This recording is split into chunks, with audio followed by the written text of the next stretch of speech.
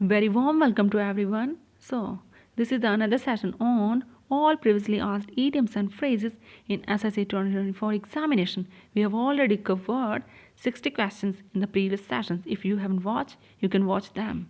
Here I will start from question number 61. Let us proceed.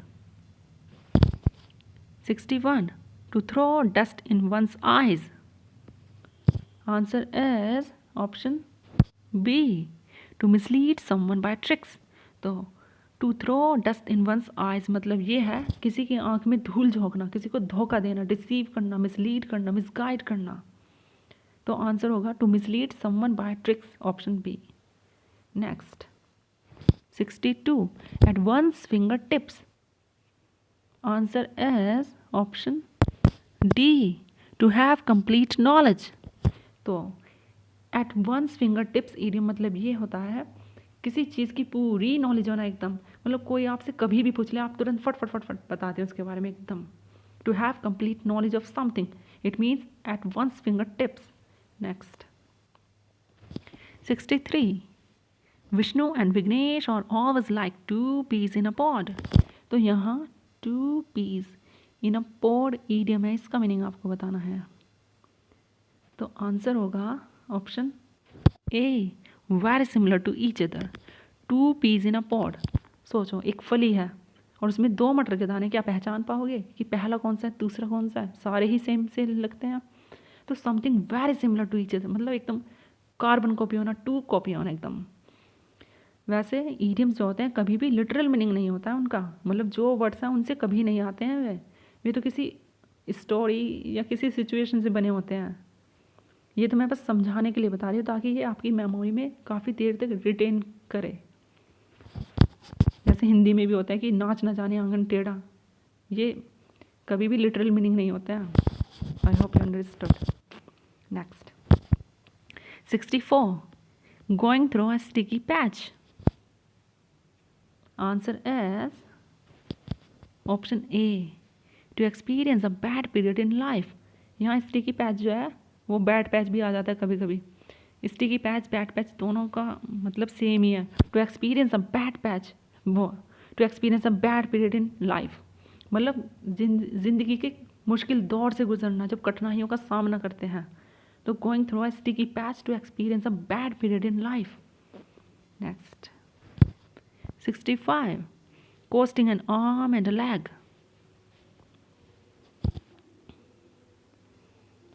ये इडियम मैं पहले भी बता चुकी हूँ प्रीवियस सेशन में, लेकिन ये एसएससी में 2 बार आया है पीवाईक्यूज में, तो मैंने भी as it is copy paste कर दिया, अपनी तरफ से कोई चेंज नहीं किया है. Answer is C. Very costly and luxurious. तो ऐसी कोई चीज़ जिसके लिए आपको अपना हाथ पैर काट कर देना पड़ जाए तो कितनी ही एक्सपेंसिव होगी सोचो. तो something very costly and luxurious, expensive, costing N arm and a leg. ठीक है. 66. To read between the lines. Answer is option A. To grasp the hidden meaning. तो read between the lines idiom का मतलब ये होता है किसी मतलब कोई लाइन है कुछ भी है तो वो एक्सप्लिसिटली नहीं लिखा है, आपने उसको समझ लिया, किसी भी चीज़ का हिडन मीनिंग समझ लेना. For example reading between the lines, I think she was not happy with her new job. मतलब उसने तो आपको बताया नहीं कि वो अपनी नई जॉब से खुश है या नहीं, लेकिन आपने उसके चेहरे को देख के पता लगा लिया कि she was not happy with her new job. तो read between the lines to grasp the hidden meaning. Hidden meaning समझना जो डायरेक्टली एक्सप्लिसिटली एक्सप्लेन नहीं है, इम्प्लिसिटली आपने समझा. 67. प्रकाश couldn't make up his mind about what to do with the project. Answer is option D. Decide. तो makeup his mind idiom का मतलब ये होता है कुछ डिसाइड कर लेना. तो Prakash couldn't make up his mind मतलब वो डिसाइड नहीं कर पाया था what to do with the project, की प्रोजेक्ट में क्या करना चाहिए.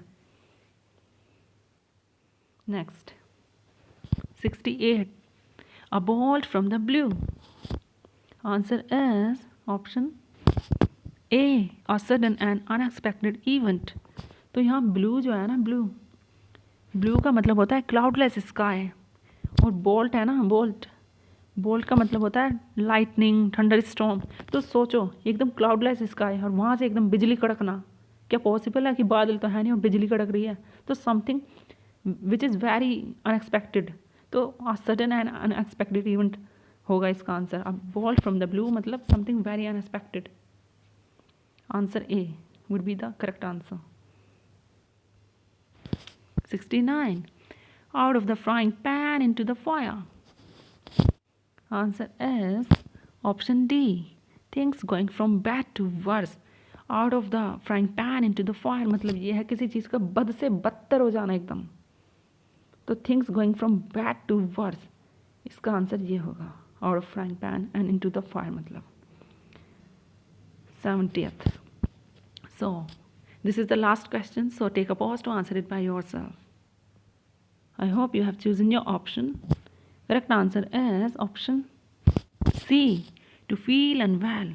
तो अंडर द वेदर मतलब ये होता है कि थोड़ा तबीयत नासाज होना, अच्छा फील ना करना। टू फील अनवेल, तो आंसर होगा option C, to feel unwell. For example, your friend is asking to go out somewhere and you said that no I can't go with you, I am feeling bit under the weather.